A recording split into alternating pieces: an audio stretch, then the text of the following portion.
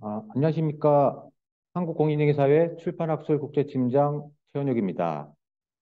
바쁘신 중에도 불구하고 오늘 한국공인회계사회 제3회 ESG 인증 포럼에 참여해 주신 모든 분들께 진심으로 감사드립니다. 오늘 설명회는 약 1시간 10분 정도 진행될 예정이며 총 2가지 주제를 대상으로 별도의 휴식 시간 없이 순차적으로 발표한 후 질의응답 시간을 갖도록 하겠습니다. 그럼 먼저 김영식 한국공인회계사회 회장님의 인사 말씀이 있겠습니다. 현재 본회 ESG위원회 위원장을 맡고 계신 이병래 상근대외협력 부회장님께서 대신하여 인사 말씀 드리도록 하겠습니다. 예, 안녕하십니까. 한국공인회계사회 대협력 부회장 이병래입니다. 김영식 회장님을 대신해서 인사 말씀을 대독하도록 하겠습니다. 안녕하십니까. 한국공인회계사회 회장 김영식입니다. 지난해 2차례 포럼을 개최한 바 있고 올해 들어서는 처음입니다만 제3회 한국공인회계사회 ESG 인증 포럼을 개최하게 돼서 매우 기쁘게 생각합니다. 먼저 바쁘신 가운데 시간을 내어 주제 발표를 준비해 주신 전규환 교수님을 비롯한 발표자분과 포럼 참석자 여러분께 감사의 말씀을 드립니다. 저희 한국공인회계사회는 감사 인증 전문가 단체로서 전통적인 재무정보뿐만 아니라 최근 국내외적으로 관심이 크게 증대되고 있는 ESG 정보의 신뢰성 확보를 위해서도 다각적인 노력을 기울이고 있습니다. 지난해에는 상반기에 인증 업무 기준을 개정하였으며 하반기에 지속가능성 보고서 등에 대한 인증 업무 기준 적용 가이던스를 마련하고 1회와 2회 두 차례에 걸쳐 개최되는 인증 포럼에서 내용을 발표하고 논의한 바 있습니다. 오늘 포럼에서는 ESG 보고와 인증 관련 국내외 현황과 국제증권감독기구의 조사 및 발표 내용을 공유하고자 합니다. 우리나라에서는 코스피 상장사의 약 4분의 1 정도가 ESG 공시를 하고 있는 가운데 이들 기업 중 대부분이 인증도 받고 있습니다. 그러나 인증 업무 수행기관을 살펴보면 회계법인 또는 재무제표 감사인들의 ESG 인증 참여율은 매우 저조한 형편입니다. 이는 ESG 공시와 인증을 앞서 수행한 선도국가에서 회계법인 또는 재무제표 감사인들이 감사인들의 인증 업무 수행 비중이 높은 것과는 대조적입니다. 또한 인증 기관별로 다양한 인증 기준을 사용하고 있을 뿐만 아니라 인증 기준을 참조한 방식과 인증의 범위, 인증기관의 독립성 및 품질 규정 준수 정도 등등이 제각각이고 심지어 명확히 제시되어 있지 않은 경우도 많이 있습니다. 이는 국제증권감독기구에서 전 세계 몇몇 국가를 대상으로 조사한 결과에서도 마찬가지로 일관되게 나타납니다. 이에 국제증권감독기구에서는 국제감사인증기준위원회 그리고 국제윤리기준위원회에서 각각 지속가능성 인증기준 및 윤리기준을 제정하는 것을 지지하는 동시에 독려하고 있습니다. 올해 상반기 중 발표 예정인 국제지속가능성 공시기준이 시행되는 2024년도에 맞춰 인증기준 및 윤리기준도 준비하여 ESG 정보의 신뢰성을 확보할 수 있는 기반을 마련하고자 하는 것입니다. 아울러 인증기관뿐만 아니라 공시의 주체가 되는 기업과 정보 이용자 등 ESG 정보 생태계 내에 다양한 참여자들이 ESG 공시 및 인증에 관한 역량을 키우는 것도 강조하고 있습니다. 우리나라에서는 2025년도부터 단계적으로 ESG 공시가 의무화될 예정이어서 ESG 공시와 함께 인증에 대해서도 앞으로 논의가 점차 활발해질 것으로 예상됩니다. ESG 공시의 목적이 이용자들에게 유의미한 정보를 제공하기 위한 것인 바 ESG 정보의 신뢰성은 필수적으로 갖춰져야 할 것이며 이를 위해서는 ESG 인증의 수준을 높여야 할 것이기 때문입니다. 오늘 포럼이 ESG 정보 신뢰성 확보의 중요성에 대한 인식을 다시 한번 공유하고 향후 ESG 인증의 실효성 확보 방안에 대해 다각도로 검토해 볼 수 있는 의미 있는 계기가 되기를 기대합니다. 다시 한번 포럼을 준비해 주신 관계자분들과 오늘 이 자리에 참여해 주신 많은 분들께 감사드리며 인사 말을 마치겠습니다. 감사합니다.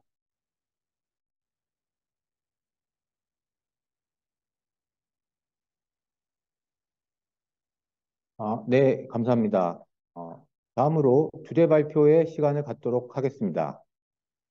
주제 발표는 고정현 한국공인회계사회 ESG 연구팀장님께서 국내 ESG 보고 및 인증 현황을 발표하고 바로 이어서 숭실대학교 전교환 교수님께서 국내 ESG 인증 업무 현황, 국제증권 감독기구의 보고서를 중심으로 한 주제로 발표를 마무리하는 것으로 하겠습니다.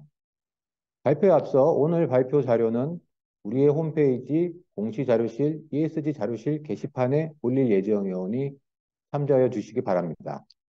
그리고 주제와 관련하여 질문이 있으신 분들은 화면 하단의 Q&A 게시판을 이용해 주시면 되겠으며 공인회계사 연수시간 인정을 위해서는 신청 시 등록번호가 필요함을 다시 한번 알려드립니다. 그럼 발표를 시작하도록 하겠습니다. 네, 안녕하십니까. 한국공인회계사회 ESG 연구팀장 고정현입니다. 지금부터 국내 ESG 보고서 인증 현황에 대해서 말씀을 드리겠습니다.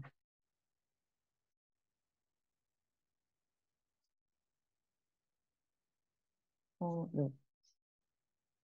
제 발표에서는 저희 한국공인회계사회에서 국내 ESG 보고서를 대상으로 조사한 결과를 공유드리도록 하겠습니다.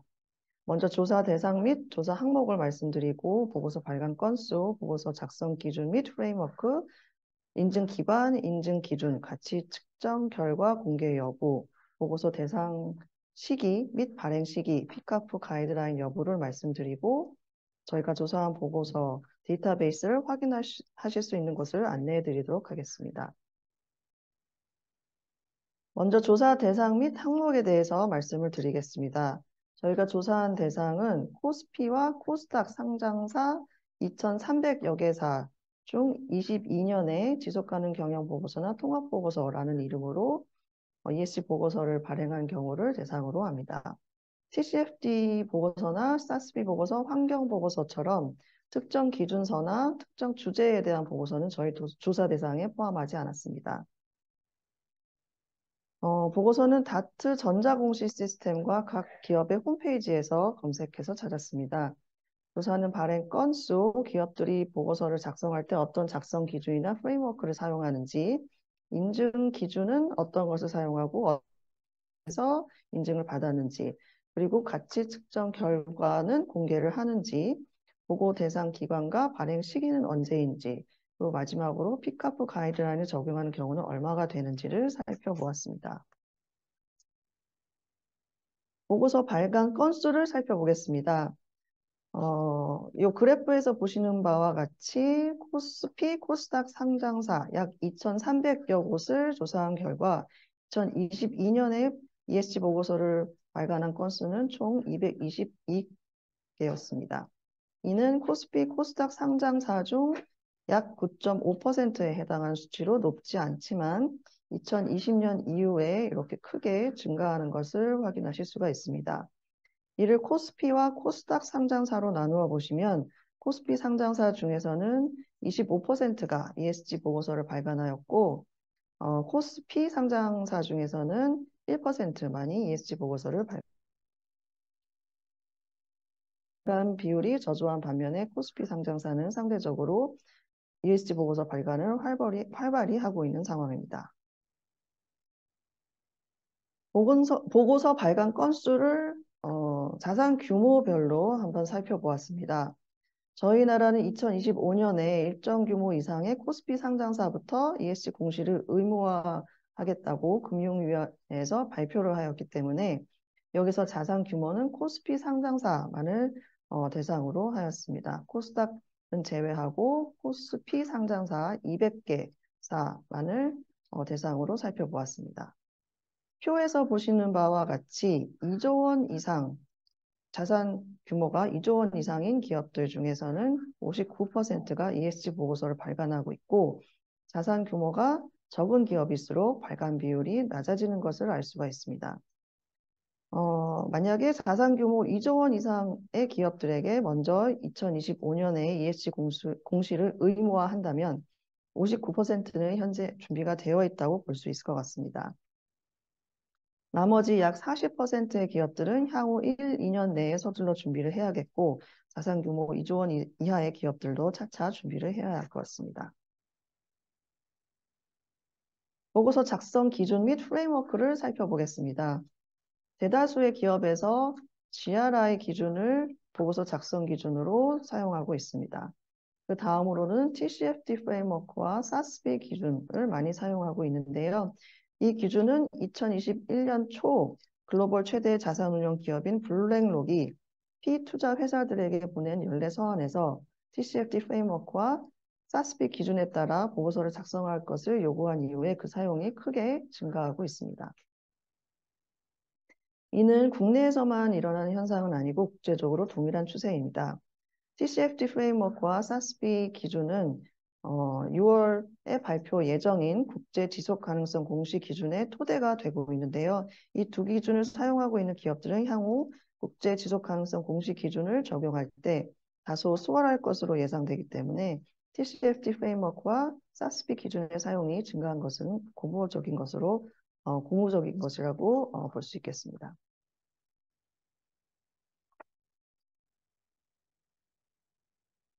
그 다음으로는 인증기관 현황입니다.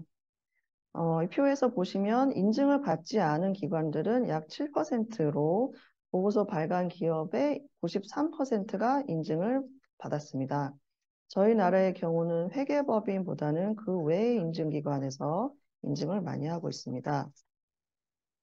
이를 해외 동향과 비교해 보겠습니다. 보시는 그래프는 국제회계사 연맹 아이팍에서 조사한 결과인데요. 전 세계 22개국의 시가총액 50대 기업 혹은 100대 기업 총 1,350개 기업을 대상으로 봤을 때 ESG 보고서를 발간한 경우는 약 64%, ESG 보고서를 발간한 기업 중 약 64%가 인증을 받고 있었습니다. 우리나라의 경우는 우리나라가 맨 오른쪽에 나와 있는데요. 저희 나라의 경우는 50대 기업 모두 인증을 받고 있어서 인증은 가장 많이 조사 대상 중에서 가장 많이 인증을 받고 있는 것으로 나타났습니다. 반면 회계법인의 인증 비율을 살펴보면 반대의 상황입니다. 저희 나라의 경우는 10%도 안 되는 비율로 인증 비율 자체와는 반대로 조사 대상 중에서 회계법인이 인증한 비율은 가장 하위에 속하고 있습니다. ESG 보고서에 대한 인증을 의무화한 프랑스, 이탈리아, 스페인의 경우를 살펴보면 회계법인이 인증 비율이 이렇게 높은 것과는 대조적입니다. 여기서 보시는 독일이나 호주에서도 회계법인의 인증 비율이 높은데요. 이는 ESG 공시를 앞서 시행한 국가에서는 ESG 정보에 대한 신뢰성을 중요시하고 있어서 인증에 대한 정보 사용자들의 요구 수준이 높기 때문이기도 하고 인증을 의무화한 경우는 이렇게 세 나라의 경우는 회계법인들은 이미 재무제표 감사인으로서 갖춰야 하는 윤리나 독립성 요건이나 품질관리 요건을 이미 갖추고 있어서 ESG 인증에 대한 규제에 있어서 대응이 용이하기 때문이라고 예상해 볼 수 있겠습니다. 이 그래프는 회계법인이 인증을 한 경우 중에서도 재무제표 감사인이 인증을 수행한 경우입니다. 평균적으로 회계법인이 인증을 한 경우 중에서 약 70%가 재무제표 감사인으로부터 인증을 받았습니다. 그리고 역시 ESG 보고서에 대한 인증을 의무화한 프랑스, 이탈리아, 스페인의 경우는 감사인의 인증 비율이 높은 것을 확인하실 수가 있습니다. 저희 나라의 경우는 약 12%로 매우 저조한 수치입니다.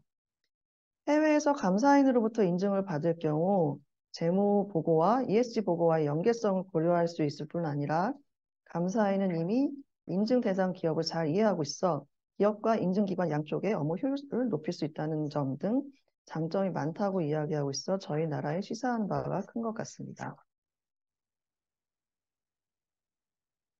다음으로는 인증 기준을 살펴보겠습니다.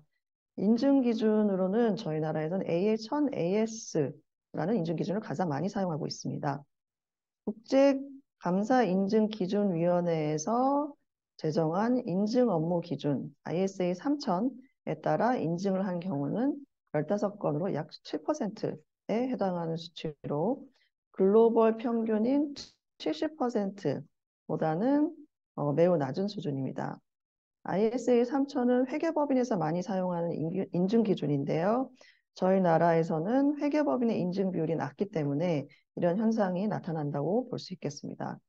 또한 SRB 1000이나 베리서스테인과 같이 인증 기관별로 자체 인증 기준을 사용하는 경우도 있었습니다. 네, 다음으로는 가치 측정 결과 공개 여부를 살펴보겠습니다. 비재무 요소가 기업에 미치는 영향을 화폐화하여 공개한 경우가 얼마가 되는지 살펴본 것인데요. 20개 기업이 이를 공개하고 있었습니다. 그중 SK계열사나 신한금융그룹, 하나금융지주사는 자체 방법을 사용하고 있었습니다. 그리고 삼성전자, 포스코인터내셔널, 현대두산인프라코어, 현대건설기계에서는 회계법인에서 사용하는 가치 측정 방법론을 사용하고 있었고 그 외의 기업들은 가치 측정 방법론은 공개하지 않고 있었습니다. 보고 대상 기간을 살펴보면 대체로 재무제표와 동일하였으나 6개월에서 3년까지 보고 대상 기간을 재무제표와 다르게 한 곳도 19건이 있었습니다. 보고서 발행 시기는 73%가 6월에서 8월 사이에 ESG 보고서를 발간하고 있었습니다. 사업 보고서를 제출하는 시기인 3월 이내에 보고서를 발간한 경우는 단 2건이었으며 반기 보고서 제출 시기인 9월 이내에 보고서를 발간하는 경우는 88% 정도였습니다. 국제 지속가능성 공시 기준 초안에서는 지속가능성 공시를 관련 재무제표와 동시에 보고하고 재무제표의 보고 기간과 동일한 것으로 하도록 하고 있습니다. 다만 재무보고 후 6개월 이내에 지속가능성 공시를 할 수 있도록 1년간 임시 유예를 허용하고 있어서 지속가능성 기준 도입 초기에는 기업들에게 큰 부담이 없겠지만 유예기간 이후에는 유예기간 이후를 대비하기 위해서는 노력이 필요하겠습니다. 이 보고 대상 기간 역시 발행 시기 역시 해외 사례와 비교를 해보도록 하겠습니다. 이 그래프도 역시 국제회계사 연맹에서 조사한 결과인데요. 이 해외 사례를 보면 ESG 보고서를 평균적으로 사업 보고서 발행 후 약 51일 후에 발간하고 있습니다. ESG 보고서에 대한 공시를 앞서 수행한 유럽연합에서는 발행 시기가 사업보고서 발행일 후 약 10일 이내여서 거의 동시보고가 이루어지고 있습니다. 재무제표와 동시보고가 처음에는 어려울 수 있겠지만 궁극적으로는 불가능한 것은 아니라는 것을 시사하고 있습니다. 현재 어려움과 문제점들을 잘 해결한다면 저희도 동시보고를 이룰 수 있을 것으로 기대합니다. 마지막으로 피카프 가이드라인을 적용한 경우를 살펴보았는데 피카프 가이드라인을 적용한 경우는 12건으로 작년에 2건보다 크게 증가하였습니다. 피카프 가이드라인은 금융기관들의 온실가스 배출량 측정 및 보고를 위한 가이드라인인데요. 전 세계적으로 금융기관들의 투자 포트폴리오에 대한 ESG 공시도 중요해지고 있어 앞으로 피카프에 대한 활용도가 높아질 수 있을 것 같습니다. 지금까지 말씀드린 정보를 포함해서 저희가 조사한 보고서에 대한 데이터는 저희 홈페이지 ESG 자료실에 업로드 되어 있습니다. 오늘 발표드린 2022년 데이터는 수일 내로 업로드할 예정이니 이 점 참고 부탁드립니다. 여기까지 국내 ESG 보고의 현황에 대해서 말씀드렸습니다. 보셨다시피 작성 기준이나 인증 기준은 기업별로 다양하게 기준을 선택해서 사용하고 있습니다. 이렇게 작성 기준이 통일되어 있지 않은 상황은 정보의 비교 가능성과 일관성을 떨어뜨려 정보 이용자들의 판단을 어렵게 한다는 문제가 있습니다. 그래서 국제 회계 기준을 제정하는 IFRS 재단에서는 국제 지속 가능성 기준 위원회, 즉 ISSB를 설립해서 국제 지속 가능성 공식 기준을 만드는 작업을 하였고 올해 6월에 확정 기준을 발표할 예정입니다. 또한 정보의 신뢰성을 높이기 위해 인증은 핵심적인 역할을 할 것입니다. 고품질의 인증이 이루어지기 위해서는 양질의 인증 기준이 있어야 하고 독립성과 품질 관리 요구사항을 갖춘 적격한 인증기관에서 인증을 해야 할 텐데요. 이를 위해서 인증 기준은 감사 기준을 제정하는 국제감사인증기준위원회에서 나서서 만들기 시작했고 지속 가능성 인증 관련한 윤리 기준도 공인회계사 윤리 기준을 제정하는 윤리기준위원회에서 만들기 시작했습니다. 관련한 이야기는 이어서 발표하시는 정규환 교수님께서 말씀해 주실 텐데요. 기업뿐 아니라 정보 이용자 등 ESG 정보의 다양한 이해관계자들께서 이러한 동향을 잘 이해하시고 대응하시면 좋을 것 같습니다. 네, 이상으로 제 발표를 마치겠습니다. 감사합니다.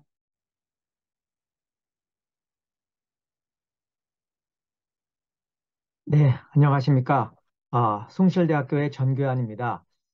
그럼 지금부터 두 번째 발표를 시작하도록 하겠습니다. 두 번째 발표는 국제 ESG 인증 업무 현황이 되겠습니다. 국제증권감독기구 IOSCO의 보고서를 중심으로 해서 말씀을 드리도록 하겠습니다. 목차는 첫 번째 ESG 인증 관련 이해관계자에 대해 설명을 드리고 본론인 IOSCO의 보고서에 대해서 말씀을 드리고 ESG 인증 관련 과제 및 맺은말로 마치도록 하겠습니다. 먼저 지속가능성 관련 기업보고 이해관계자에 대해서 말씀을 드리도록 하겠습니다. 이 보고서에서도 일관되게 나오고 있는 것이 첫 번째 이해관계자는 인베스터가 되겠습니다. 물론 투자자 외에도 수많은 이해관계자가 존재합니다만 기본적으로 현재 IOSCO 입장도 그렇고 ISSB 등도 일단은 투자자를 중심으로 하기 때문에 첫 번째 이해관계자가 투자자가 되고요. 두 번째는 이슈어즈가 되겠습니다. 발행자로 번역을 했는데요. 기업 외에도 다른 기관들이 존재할 수 있다고 생각이 되고요. 두 번째 이해관계자가 되고요. 이 발행자가 투자자에게 제공하는 지속가능성 관련 정보를 인증하는 어슈어런스 프로바이더가 있겠습니다. 인증 제공자가 될 텐데요.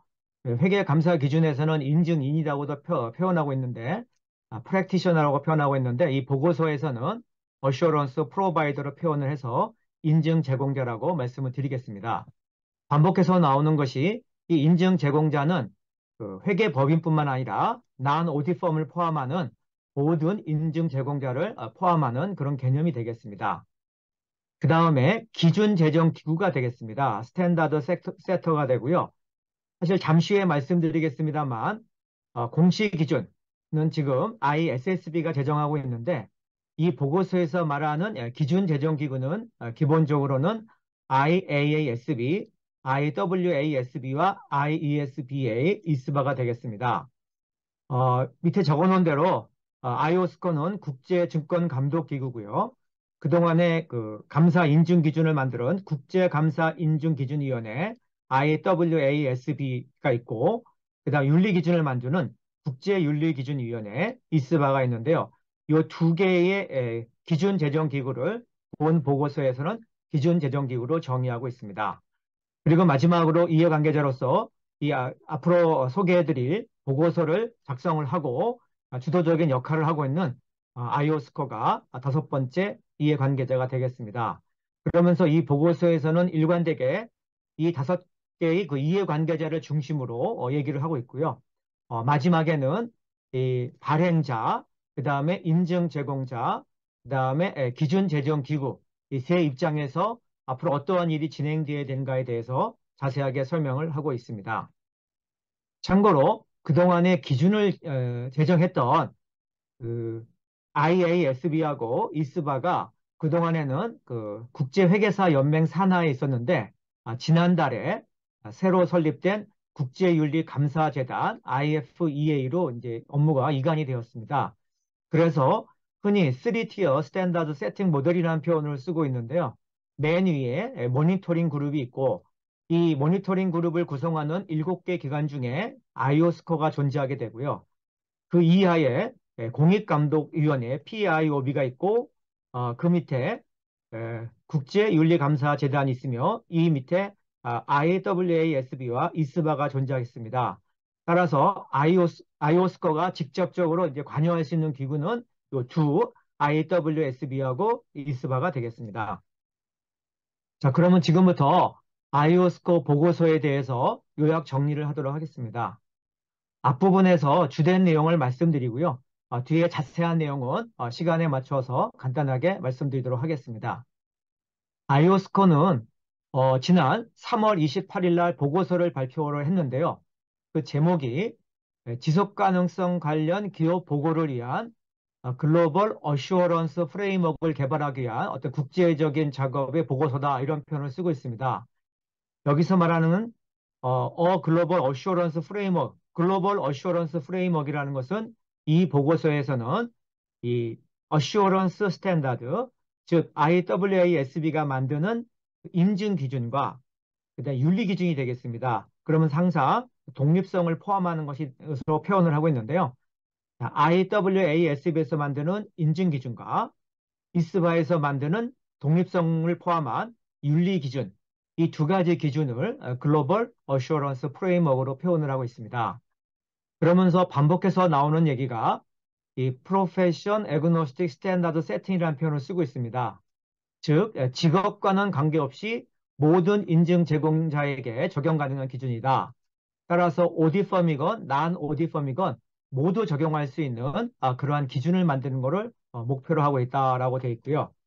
그 다음에 처음 보도자료에는 프리페어러즈라는 표현을 쓰고 있는데요. 대부분은 이제 이슈어즈라는 표현을 쓰고 있습니다.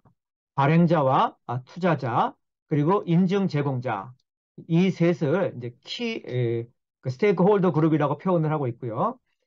여기를 포함해서 전체 이 지속 가능성 보고와 관련된 이 에코시스템 표현도 많이 쓰고 있고요. 이 전체 생태계와 관련돼서 이제 뭔가 정리를 해줄 수 있는 그러한 기준을 만들 수 있도록 IOSCO가 그거를 어떻게 보면 주도적으로 권고하고 장려하고 이끌어 나가겠다는 얘기를 하고 있습니다. 그러면서 이 보고서에서 일관되게 나오는 두 개의 재정기구, 즉 IASB와 이스바에서 잠시 후에 말씀드리겠습니다만 내년 말까지 기준을 제정하도록 그러한 것을 환영하고 또 계속 권고하도록 권장하는 것으로 그렇게 보고를 하고 있습니다. 주요 내용을 말씀드리면 IOSCO는 두 번의 라운드 테이블 미팅과 여러 국가에 대해서 팩트 파인딩 어떤 회의를 통해서 항상 나오는 얘기가 요 얘기가 되겠습니다. 전 세계적으로 일관되고 비교 가능한 인증 기준과 독립성을 포함한 윤리 기준을 제정하겠다는 얘기고요. 본인들이 확인해 본 결과 투자자들은 이러한 컨시스턴트하고 컴패러블한 인증과 윤리 기준을 요구하고 있다, 필요로 하고 있다는 얘기고요. 또 이해관계자들은 이와 관련된 IOSCO의 노력을 지지하고 있고 또 IOSCO는 이러한 IWSB와 이스바가 이러한 기준을 만드는 그러한 것을 지지하고 계속해서 지켜보고 있다. 그런 내용들이 나오고 있습니다. 조금 전에 말씀드린 대로 이 보고서에서 의미하는 기준 제정 기구는 이 두 기구를 의미합니다. 뒤에 다시 말씀드리겠습니다. 다시 한번 정리하면은 사실 여기서는 인증 기준을 IWASB에 제정을 하고 독립성을 포함한 윤리 기준은 이스바에서 제정을 하고 이 두 가지에 대해서 말씀을 드리고 있습니다만 이미 잘 아시는 것처럼 이 보고 기준에 대해서는 IFRS 재단의 ISSB에서 제정 중에 있고 올해 6월 중으로 최종 확정될 예정으로 있습니다. 참고로 말씀드리면 정확하게는 ISSB 기준은 공시 기준인데요. 이 보고서에서는 리포팅 스탠다드라는 표현을 써가지고 저도 이제 그대로 보고 기준이라고 자료를 만들었습니다. 현황과 미래의 기대 이런 주제로서 요약 정리를 해보면은요. 현재는 지속 가능성 관련 보고서에 대해서 자발적으로 인증을 받고 있고요. 또 일부의 정보에만 인증을 받는 경우도 있다라고 되어 있습니다.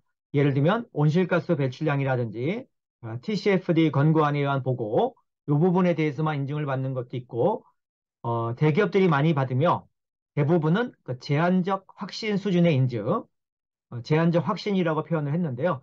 리미티드 어슈어런스를 받는 것이 일반적이다라고 되어 있습니다. 그리고 인증 제공자 또는 인증인은 회계법인과 비회계법인이 다 포함되고 있고요. 조금 전 발표도 있었습니다만 EU 기업은 주로 회계법인으로부터 받는데 미국, 영국, 한국 등은 그 난 오디 펌으로부터 인증을 받는 경우가 많다라고 되어 있습니다. 그리고 이 비회계법인 인증 제공자들은 전체 보고서를 인증하는 경우도 있지만 좀 더 세부적인 정보, 예를 들면 지속 가능성 관련된 그 지표와 관련된 내용이라든지 그런 거에 취중하는 경향이 있다라고 하고 있습니다. 사용되고 있는 인증 기준은 조금 전에도 얘기가 나왔습니다만 일단 가장 기본적인 해외에서 많이 사용되는 인증 기준은 그동안에 국제감사인증기준위원회에서 만들었던 ISA 3000이 되겠습니다. 요거는 아시는 것처럼 꼭 이것이 지속가능성 관련된 인증에만 쓰는 것이 아니라 재무제표 이외 인증에 모두 쓰는 것이고요. 온실가스와 관련된 ISA 3410, 그 다음에 ER 가이던스가 있었는데요. 결국은 이거 가지고 한계가 있어서 이제 지금부터 말씀드리고자 하는 ISSA 5000, IWSA 5000을 현재 제정 중인 것이고 본 보고서에서 말하는 IWASB의 그 핵심은 역할은 이 IWSA 5000 요거를 내년 말까지 제정하는 것이 이제 주된 임무가 되겠습니다. 그 외에도 ISO 인증 기준이나 어카운터빌리사의 AA1000AS나 또는 인증기관 자체의 그 인증 기준을 사용하는 것으로 되어 있습니다. 규제 현황과 관련돼서는 일부 국가에서는 자발적 또는 강제적 인증을 요구하고 있고 대부분은 아직은 리미티드 어슈어런스, 즉 제한적 확신 수준의 인증을 요구하고 있으며 EU 같은 경우에는 이제 단계적으로 합리적 인증으로 가는 것으로 여기 이제 되어 있습니다. 인증 수준과 관련돼서는 지속 가능성 보고의 그 신뢰성 제고를 위해서 투자자들은 인증 수요를 강력하게 요구를 했고요. 투자자들은 장기적으로는 합리적 수준의 합리적 확신 수준의 인증, 합리적 인증, 리즈너블 어슈어런스를 요구하고 있는데요. 다만 이제 단기적으로는 리미티드 어슈어런스가 되는 것은 인정을 하고 있습니다. 특히 온실가스 배출과 관련된 지표라든지 이런 부분에서는 빠른 시일 내에 합리적 인증이 이루어지기를 요구를 하고 있습니다. 그러한 투자자들은 이러한 인증과 윤리 기준이 좀 일관되고 비교 가능하게 적용을 될 수 있도록 그럼으로써 인증 가능 정보를 신뢰할 수 있기를 바란다는 그러한 내용들이 많이 나오고 있습니다. 자, 기준 제정 기구에서는 좀 전에 말씀드린 대로 인증 기준과 윤리 기준을 제정을 할 예정인데요. 이거와 관련되어서 아까도 처음에 말씀드렸습니다만 기본 원칙처럼 계속해서 나오는 것이 프로페션 애그노스틱이 되겠습니다. 즉 모든 인증 제공자에게 적용 가능해야 된다. 어카운팅 펌이건 non 어카운팅 펌이건 모든 인증 제공자에게 적용 가능해야 되고 프레임 뉴트럴이라는 표현을 쓰고 있습니다. 보고 체계와 무관한 기준이다. 즉 ISSB 기준을 포함해서 어떠한 기준을 보고 기준이나 공시 기준을 사용하든 간에 적용 가능한 인증 기준과 윤리 기준을 제정을 하고자 하는 것이고 의도된 이용자가 누구든 지금은 투자자의 초점을 맞추고 있으면 더 넓은 어떻게 보면 모든 스테이크 홀더의 경우에도 관계없이 적용 가능한 그러한 인증 기준을 제정하는 것으로 있고요.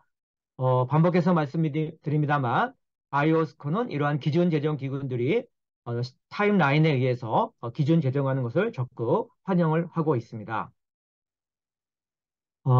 지금 이 보고서에서 말하는 인증 제정 기구는 이 두 가지 IWASB하고 ISB라고 여러 차례 말씀을 드렸고요. 어떻게 보면 이 표가 가장 핵심적인 내용이 되겠습니다. 즉 인증 기준, 어슈어런스 스탠다드는 IWASB가 제정을 하고 있고요. 올해 9월까지 공개 초안을 발표하고 내년 말까지 확정하는 것으로 되어 있습니다. 이 보고서에는 이렇게 되어 있는데요. 참고로 말씀드리면 그 IWASB에서는 최근에 요 공개 초안을 9월을 6월로 앞당기고 최종 확정 시점을 내년 말이 아니라 내년 9월로 앞당기는 것을 발표를 했습니다. 즉 공개 초안과 최종 확정을 둘 다 6개월 정도 앞당기겠다라고 발표를 한 상태입니다. 윤리 기준은 이스바에서 올해 초에 공개 초안을 발표하고 내년 말까지 최종 확정하는 걸로 되어 있습니다. 그러면서 밑에 적어놨는데요. 이 인증 기준과 윤리 기준이 최소한 내년 말에는 확정이 될 것이고요. 그러면은 이 보고서에서는 내년 말이 확정되면 빠른 발행자들, 빠른 기업들은 내년 2024 내년 회계연도에도 적용이 가능하도록 그러니까 후년에 공시가 되는 거에 가능하도록 물론 이제 최소한 자발적이 되겠죠. 가능하도록 하고 있습니다. 그러면서 요구하는 것이 지금 인증 공개 초안이 발표되고 확정되기 전까지 발행자라든지 또는 인증 제공자들이 적극적으로 참여해서 이 기준에 익숙해져서 이 기준이 확정되자마자 내년에 확정되자마자 내년 회계연도와 관련된 보고에도 사용될 수 있도록 하자. 이거를 이제 목표로 하고 있고요. 이것처럼 굉장히 지금 빠르게 인증 기준과 윤리 기준을 제정하고 또 진행하고자 하고 있습니다. 참고로 아까도 말씀드린 IFRS 재단의 ISSB에서는 지금 정확히는 공시 기준이지만 여기서는 이제 보고 기준으로 표현하고 있고요. 리포팅 스탠다드를 공개 초안을 발표했고 6월에 확정할 예정이 되고 내년부터 적용할 예정입니다. 이렇게 되면 아이오스코의 그 일정대로라면은 지금 말씀드린 대로 올 6월이면은 이 보고 기준이 확정이 되고 빠르면은 내년 9월에는 인증 기준 확정되고 내년 12월 말까지는 윤리 기준이 확정이 돼서 최소한 내년까지는 보고 기준, 인증 기준, 윤리 기준 이 세 개의 세트가 완성이 돼서 빠른 기업들은 2024 회계연도에 적용을 하고 그러한 이제 큰 틀에서 진행이 되는 것으로 아이오스코는 추진을 하고 있는 상황이 되겠습니다. 투자자의 요구와 기대를 충족하기 위한 고려사항이라 했는데요. 이 보고서 전체적인 큰 흐름은 이렇게 되어 있습니다. 먼저 투자자의 요구와 또는 기대사항에 대해서 얘기하고 현재의 상황, 이슈에 대해서 설명을 하고 그래서 어떻게 할 것인가에 대해서 consideration이라는 것으로서 이렇게 표현을 하고 있습니다. 예를 들어서 그 지속 가능성 보고와 관련된 신뢰성 제고를 위해서는 높은 품질의 그 인증에 대한 수요가 급격히 증가하고 있다고 얘기하고요. 그렇지만 현실은 투자자들은 이 발행자의 그 내부 지배구조 과정이나 프로세스나 제3자의 데이터에 의존하고 있다는 얘기가 되고요.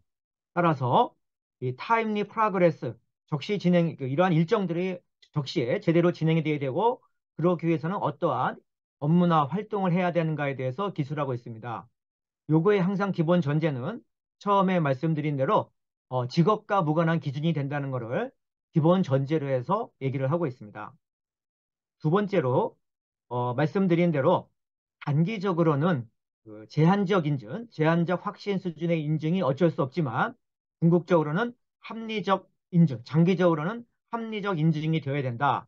특히 어떤 특정 지표와 관련된 부분은 합리적 인증이 되어야 된다는 것을 요구 및 기대를 하고 있고요.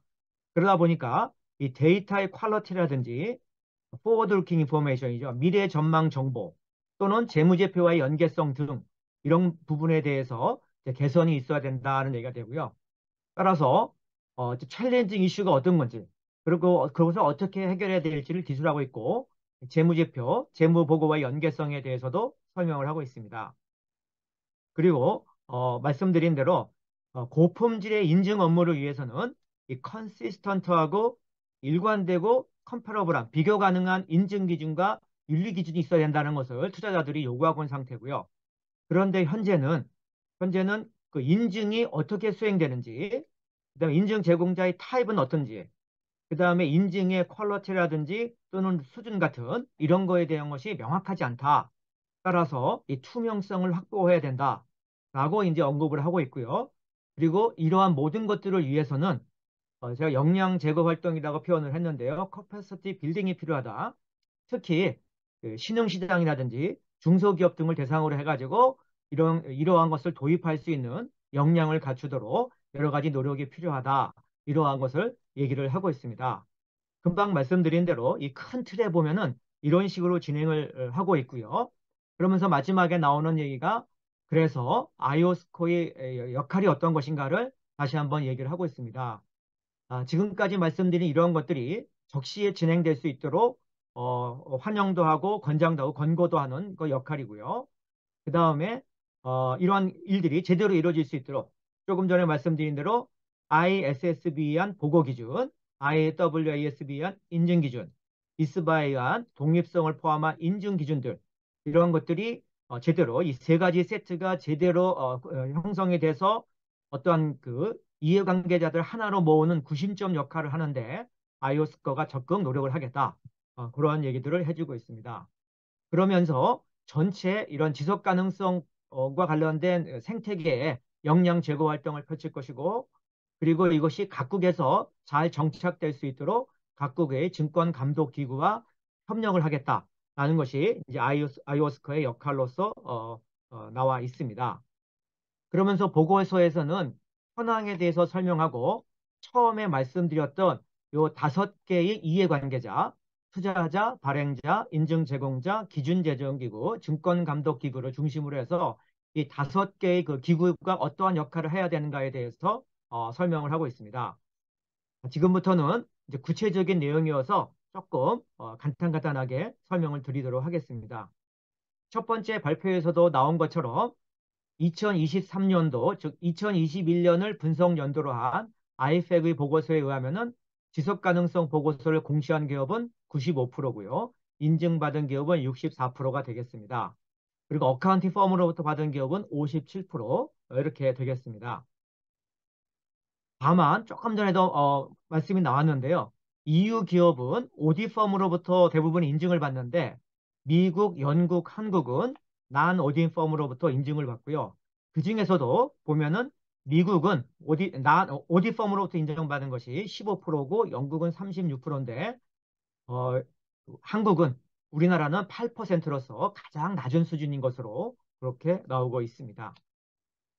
그리고 인증 제도를 자발적으로 도입을 하거나 또는 강제적으로 도입한 국가로 보면은 EU를 놓고 보면은 아시는 것처럼 NFRD가 이제 CSRD로 바뀌는데요. 여기서도 3개국은 인증을 의무화했고 또 CSRD에서는 이미 단계적으로 제한적 확신 수준의 인증에서 합리적 확신 수준의 인증으로 이렇게 발전해 나가는 것으로 이미 계획을 짜고 있고 뉴질랜드 등 중에서도 인증을 온실가스 배출량과 관련해서 의무화를 하고 있습니다. 미국도 스코프 1, 2, 3에 대해서는 제한적 인증, 합리적 인증, 단계적 추진을 발표했고요. 영국을 포함한 이런 나라들도 당장 의무화는 하지 않았지만은 의무의 필요성을 제기하고 논의를 하고 있는 것으로 Recording stopped. 있습니다. 앞부분에서 이미 말씀드렸던 내용들인데요. 두 번째는 이제 여러 가지 얘기가 나옵니다만 간단하게만 말씀드리겠습니다. 그 5개의 이해관계자 그룹 중에서 투자자 관점에서 어떻게 되는가에 대해서 얘기를 하고 있고요. 이 부분에 대해서는 앞부분에서 말씀을 드렸기 때문에 넘어가도록 하겠습니다. 두 번째는 이제 발행자입니다. 이슈어즈의 어떤 능력과 역량과 어떤 준비 상황에 대해서 이제 얘기를 쭉 하고 있는데요. 현재의 상황과 이제 미래에 어떻게 돼야 될 것인가 이런 얘기인데요. 지금도 주로 경영진 설명서, 매니지먼트 커멘터리를 통해서 공시를 하고 있고 재무팀보다는 지속가능성 전담팀을 두고서 공시를 하고 있는 기업이 많다고 되어 있습니다. 그래서 앞으로는 이게 성장 대기업이나 금융기관을 대상으로 또 중소기업이라 하더라도 온실가스를 많이 배출하는 비상장 대기업을 대상으로 의무화할 것을 제안을 하고 있습니다. 인증과 관련돼서는 아무래도 이 발행자 입장이니까 인증을 요구하는 것이 이게 조금 오히려 어떤 책임 문제 때문에 공시를 오히려 좀 축소시키지 않을까 이러한 이제 우려를 하고 있고요. 발행자 입장에서는 따라서 세이프 하버 도입을 제안하기도 하고 있습니다.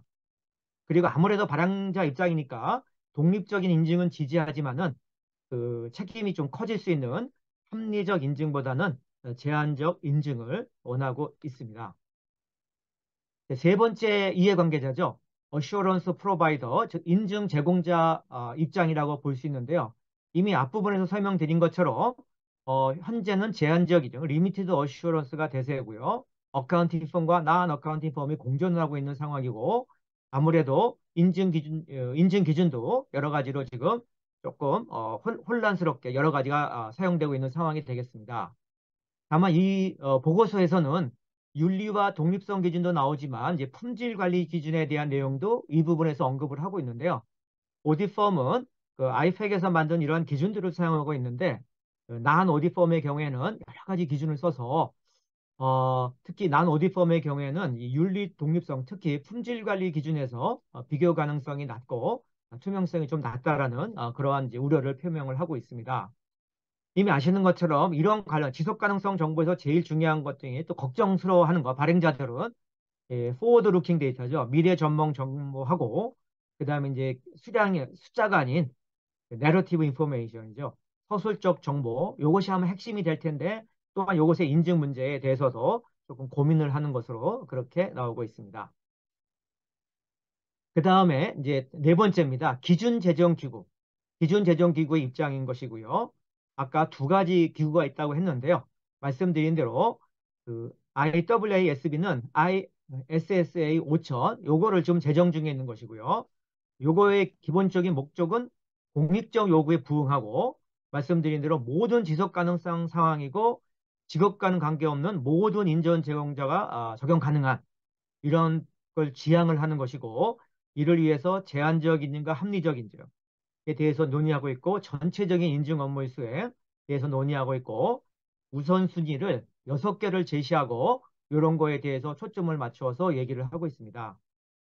그리고 이스바도 마찬가지로 윤리 기준을 제정 중에 있고 시기는 앞부분에 말씀드린 대로 진행을 하고 있습니다. 뒤에도 다시 나옵니다만 이거와 관련돼서 계속 아이오스커 강조하는 것은 기준 제정 그 절차는 투명해야 된다는 부분 그리고 듀 프로세스 그 퍼블릭 인터리스 프레임워크 이 프레임워크에 따라서 적법 절차 듀 프로세스를 거쳐야 된다는 것을 아이오스코는 강조하고 있고 인증 제공자들도 인식을 하고 있습니다. 그러면서 인증 제공자들은 아이오스코라든지 또는 보고기준, 공시기준을 만드는 ISSB 또는 다른 이해관계자들과 상호작용하고 협력을 해야 된다라고 제안을 하고 있습니다.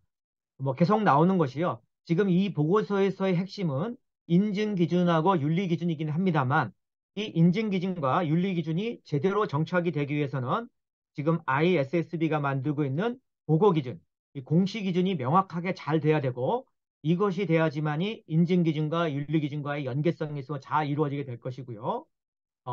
또한 이것이 재무제표 감사와의 상호 연계성도 중요하기 때문에 지금 여기서 말하는 두 개의 인증, 즉 인증기준과 윤리기준을 만드는 인증 기준 제정 기구는 지금까지 계속 말씀드린 ISSB뿐만 아니라 재무보고와도 지금 관련성이 있기 때문에 회계 기준을 만드는 IASB와의 협력도 중요함을 강조를 하고 있습니다. 넘어가고요. 이제 마지막으로 아이오스코어의 역할에 대해서 나오고 있는데요. 이 부분도 간단하게만 말씀드리겠습니다. 아이오스코어는 계속해서 이 두 개의 기준 제정 기구가 주어진 일정에 따라서 진행해 가는 것을 환영하고 또 옆에서 많이 격려하며 권고하고 도와주겠다는 표현을 쓰고 있고요. 계속해서 프로세스는 투명하고 적법한 절차, 로버스트 듀 프로세스를 거쳐서 이러한 기준이 제정되기를 바란다라고 표현을 하고 있습니다.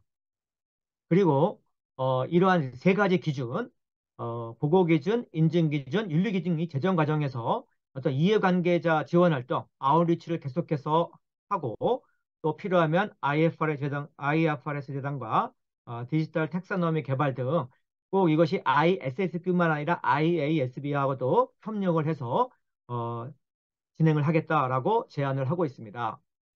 그리고 특히 이제 그 여러 가지 지원 활동을 하지만은요.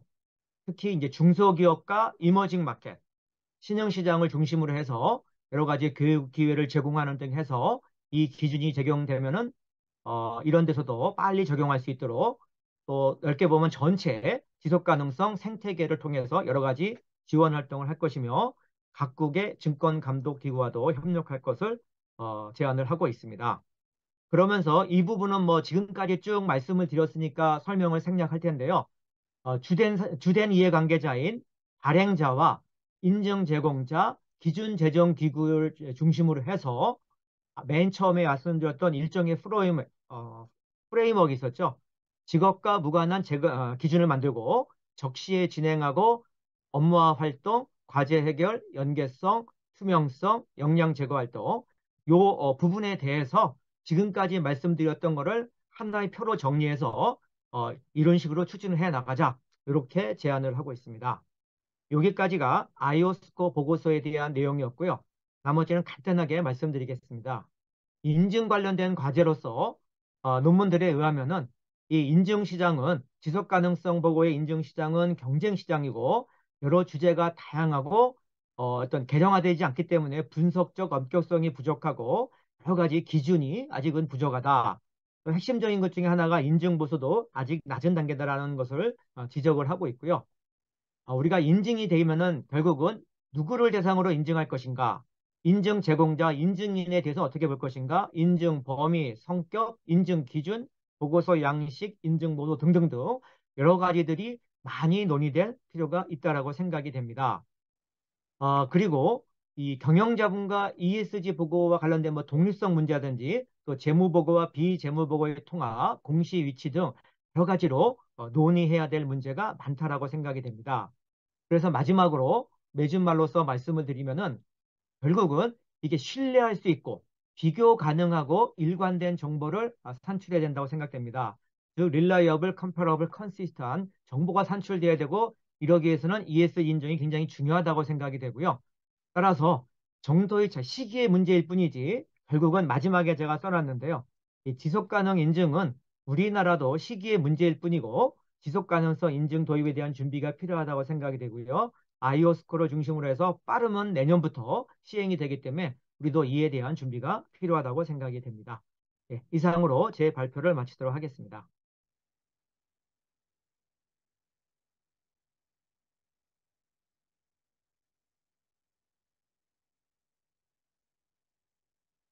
네, 감사합니다. 그럼 이상으로 주제 발표를 모두 마치도록 하겠으며 여기 짧게 질의응답 시간을 갖도록 하겠습니다. 주제와 관련하여 질문 있으신 분은 Q&A 게시판에 질문을 남겨주시면 답변을 드리도록 하겠습니다.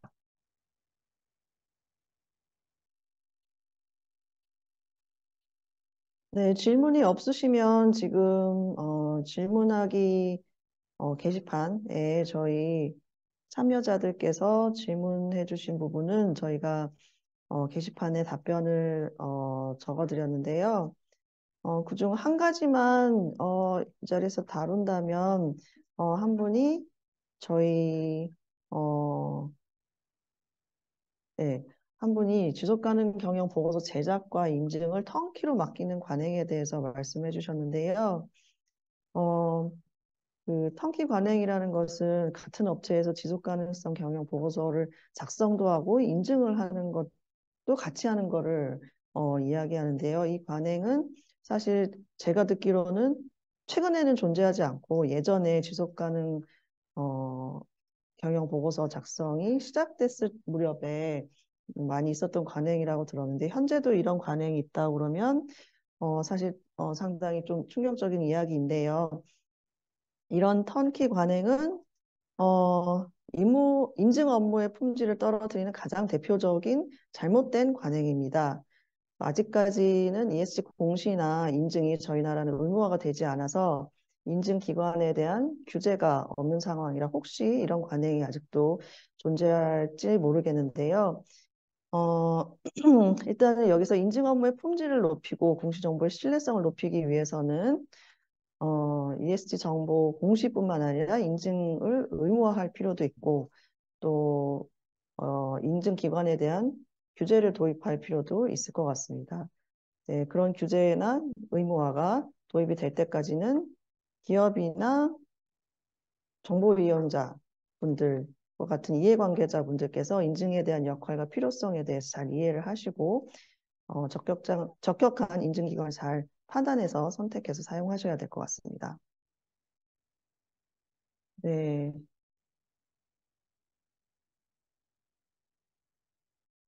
다른 분께서 또 질문 주셨는데요. 개선된 인증이 도입되면 현재 공급망 실사법까지 커버하게 될까요?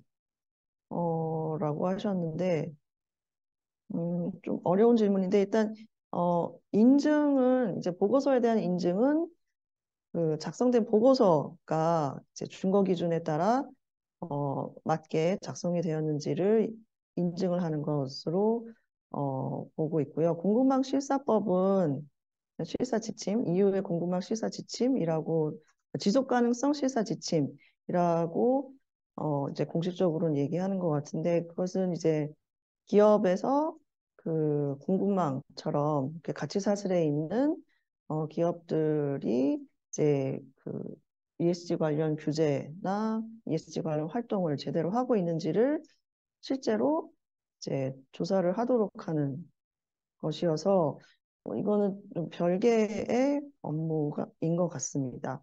혹시 정교한 교수님 제가 대답하는 것 중에 더 첨언하거나 뭐 수정할 거 있으시면 말씀 부탁드리겠습니다. 네. 그리고 질문이 갑자기 많네요. ESG 대응의 일환으로 레포트 발간 시 국내 소재 어슈런스 프로바이더에게 인증을 받아도 유효할까요? 이것은 뭐 기본적으로는 유효한 것으로 알고 있습니다. 이제 다만 이제 인증을 요구하는 뭐 혹시 투자자나 그 바이어 쪽에서 반드시 이런 인증기관한테 인증을 받도록 요구하는 경우도 있다고 들었습니다. 그런 경우만 아니라면 기본적으로는 인증은 어떤 인증기관에서 받아도 유효한 것으로 알고 있습니다. 다만 또 앞서 말씀드린 대로 이 인증기관이 적격한 인증기관인지는 나름대로 판단을 하시는 것이 좋을 것 같습니다. 어떤 적절한 독립성 요건이나 품질관리 기준 요건을 충족을 하는지 그 정도는 살펴보시고 인증을 받는 것이 좋을 것 같습니다. 실태조사에서 SASB와 TCFD 보고서를 분석해서 제외한 이유는 다른 것이 아니고 SASB나 TCFD 보고서 그렇게 많지는 않은데요. 이 SASB와 TCFD 보고서는 저희가 파악한 것으로는 모두 다 인증을 받고 있지는 않았습니다. 그래서 저희가 보고서를 분석을 한 그 주된 목적은 이 인증 현황을 살펴보기 위한 것이었기 때문에 SASB와 TCFD 보고서는 제외를 하였습니다.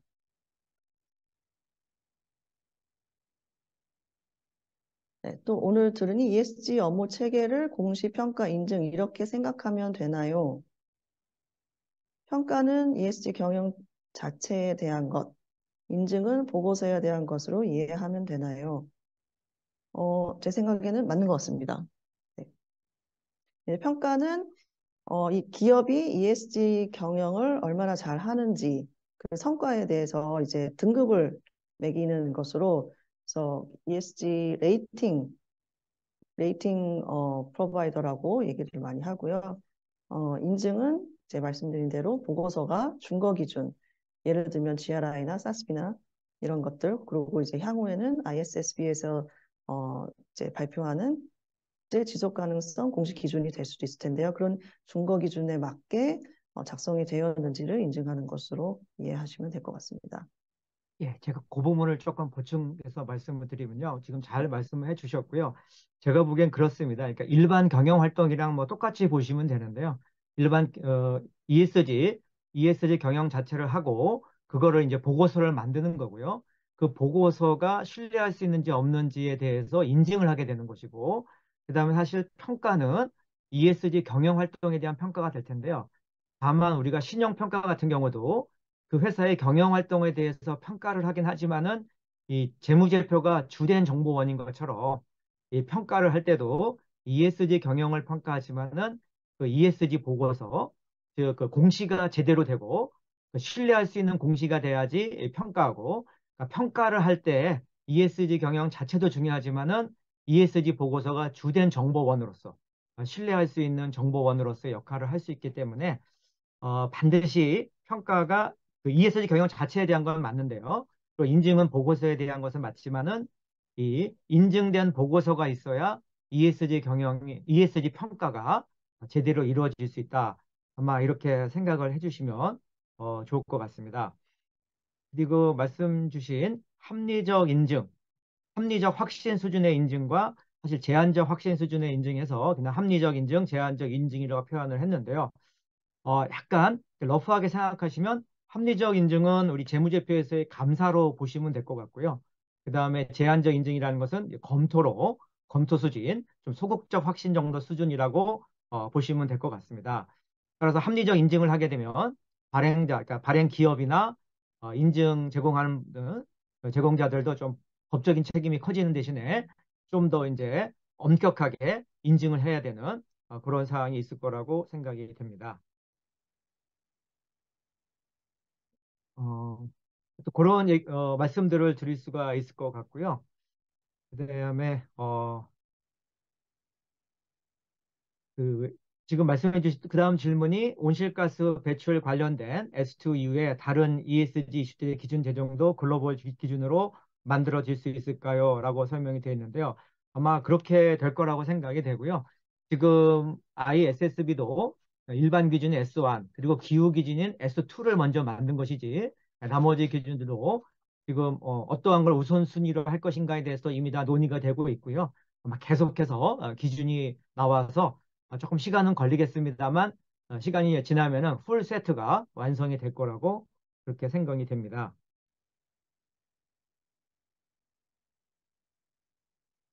네, 지금 또 하나의 질문은 어, ESG 정보 인증 중에서 환경과 관련된 인증과 관련돼서는 아무래도 어, 이, 그 회계법인이나 이런 데들이 이해도가 떨어지기 때문에 국내 ESG 회계법인 인증률이 낮은 이유 중에 하나가 되진 않을까요? 라고 반대로 해외는 왜 회계법인의 인증률이 높은지 의문이라고 되어 있는데요. 사실 이 부분에 대해서는 말씀드리기가 좀 조심스러운 부분이 있는데요. 개인적인 생각이라고 말씀을 드리면 사실은 지금 공시가 자율이고 대부분이 인증도 대부분 자율이기 때문에 아까도 그런 얘기가 있었는데요. 예를 들면 합리적 인증에 대한 유인이 없다고요. 발행자들은 그렇게 생각하고 있거든요. 그러니까 제한적 인증도 대단한 것이고 그러다 보니까 인증을 받아도 그렇고 하는 분들도 그렇고 별로 이렇게 아직은 법적인 책임이 하나도 없는 상황이기 때문에 굳이 고품질의 인증을 받을 유인이 없다라고 생각이 됩니다. 그리고 이제 오래 됐지만은 이 턴키 베이스의 관행이 일부 그동안에 남아 있었기 때문이라고 생각이 되고요. 이제는 이 공시 기준이 좀 확정이 되고 인증 기준이 확정이 되고 하면은 그러니까 어카운팅 펌이 아니어도 뭐 훌륭한 분들은 얼마든지 잘 할 수 있겠습니다만은 정말 자격을 갖춘 분들로 제한이 되다 보면은 아마 자연스럽게 그 좀 전문적인 기관들로 예를 들면 회계법인들이 아마 중요한 역할을 하지 않을까 생각이 되고요. 말씀드린 대로 예를 들어서 환경 관련된 부분, 특수한 부분, 온실가스 배출 관련됐다. 이런 부분들은 꼭 회계법인이 직접적으로 수행하는 경우도 있지만 필요한 경우에 전문가의 그런 도움을 받아서 하는 부분도 있기 때문에 그런 부분들은 뭐 자연스럽게 해결이 된다고 생각되고요. 다만 요거에 대한 답을 드리면 회계법인들이 환경에 대한 전문가가 아니기 때문에 현재 회계법인의 인증 그 비율이 우리나라에서 낮은 것은 아닌 것으로 저는 보고 있습니다. 예.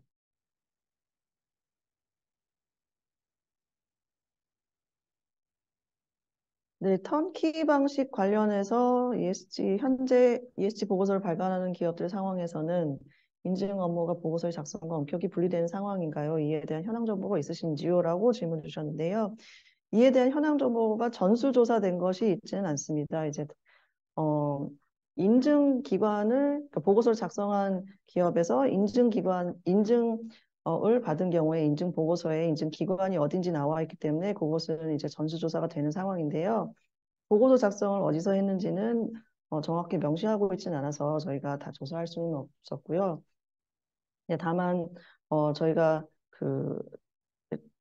따로 조사를 했을 때 조사가 된 곳들을 봤을 때는 인증기관과 보고서 작성기관이 같은 곳은 한 곳도 있지는 않았습니다. 이제 다만 전수조사는 아니어서 현황 정보는 그 정도 있다고 말씀을 드릴 수 있을 것 같고요. 이제 현재는 턴키 관행이 없는 것, 그러니까 뭐 적어도 예전만큼 활발히 있지 않다고 알고 있는 것은 저희가 이제 저희 같이 업무를 하는 전문가 분들에게 이제 현황을 물어봤을 때 그렇다고 이제 대답을 들은 그런 상황입니다. 재무제표의 ESG와 관련해서 재무제표 수치화가 될 가능성에 대해서는 이것도 역시 이제 수치화를 하기 위한 어떤 방법론이나 기준이 또 필요할 것인데요. 이제 제가 발표드린 대로 자체 기준이나 회계법인들의 기준을 사용하는 경우도 있는데 그런 것들을 사용한다면 지금도 가능은 하겠습니다만 아직은 활발히 이루어지고 있지는 않은 상황인 것 같습니다.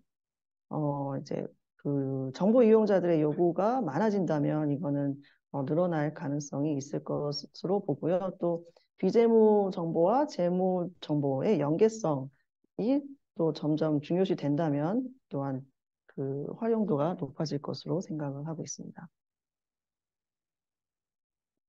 네, 그 인증기관들의 인증 기준도 이제 말씀드린 대로 현재는 서로 다른 상황인 것은 맞습니다. 이제 그것을 국제 수준으로 통일하기 위해서 이제 그 기존의 회계감사 기준을 만들고 있는 국제감사인증기준위원회에서 ISSA 5000번 기준을 인증 기준을 제정을 하고 있는 그런 상황입니다. 인증 의무화 시기에 대해서는 공식적으로는 발표가 된 바가 없는 것으로 알고 있습니다. 아직은 공시 의무화가 먼저이기 때문에 정확하게 그때 한다라고 정해져 있지는 않은 것으로 알고 있습니다. 다만 저희가 봤을 때는 공시를 의무화하는 것과 동시에 인증도 의무화하는 것이 정보의 신뢰성을 높이기 위해서는 바람직하다고 보고 있습니다. 네, 감사합니다. 네, 지금 거의 이제 그 포럼 시간이 다 임박해서 더 이상 또 질문은 이제 없으신 걸로 보입니다. 그럼 이상으로 한국공인회계사회 제3회 ESG 인증 포럼을 모두 마치도록 하겠습니다. 지금까지 경청해 주신 모든 분들께 다시 한번 감사의 말씀드립니다. 감사합니다.